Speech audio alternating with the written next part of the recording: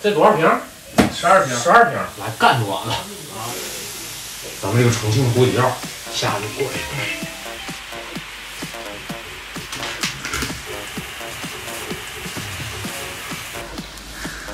兄弟，咋的呀？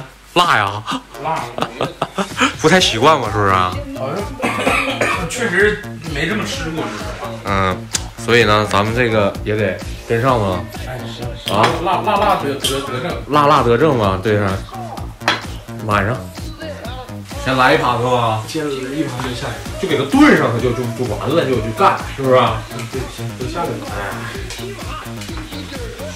来吧，等肉的功夫整一会儿吧。感谢有兄弟友情伴手，没有，这不新到的料吗？现在跟你分享一下，是不是？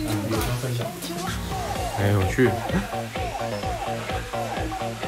熟了吧？熟了，我看也是。看我海底捞月，看看我这肉，我先来一个川庆的这个调料法。你看我这边还有一个这个麻酱的调法，都吃这一盘，都吃，我得都试试。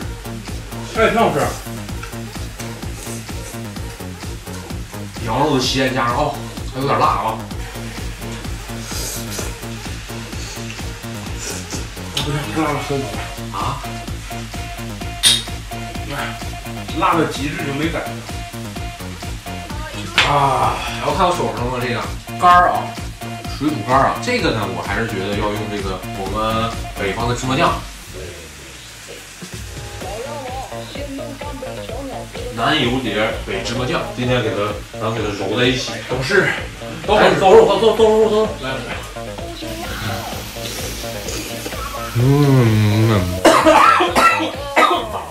咋了？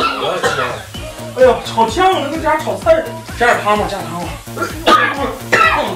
这个呛，说挺呛，呛是吧？掰开来。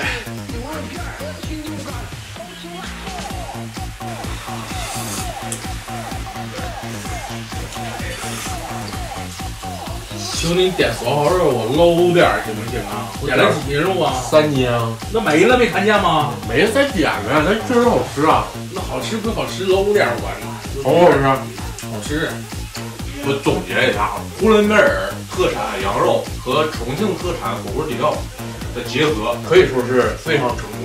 唯一美中不足啊，就是可能因为是我们用的铜锅，我不知道在重庆那边、四川那边是用电磁炉吗？咱们用炭的话，它这个锅体跟这个辣料相接触，有一种炒辣料的感觉，炒辣椒的感觉。对，所以给它造成我们一劲儿在打喷嚏、流鼻涕，但是感觉确实是好吃，味道没错，可能鼻子的感觉有点难受啊。总而言之还是不错的啊，吃肯定要吃好，喝也要喝好，掰开来。再来一瓶啊！哎不，太热了，整点啤酒吧，凉快的。啊，整点啤酒吧。那我今天这一大箱酒白带了。哎呀，够不够？这多少瓶？12瓶。12瓶。好碰吗？好碰，对，好碰。热呀，热是吧？换啤酒吧，好嘞给。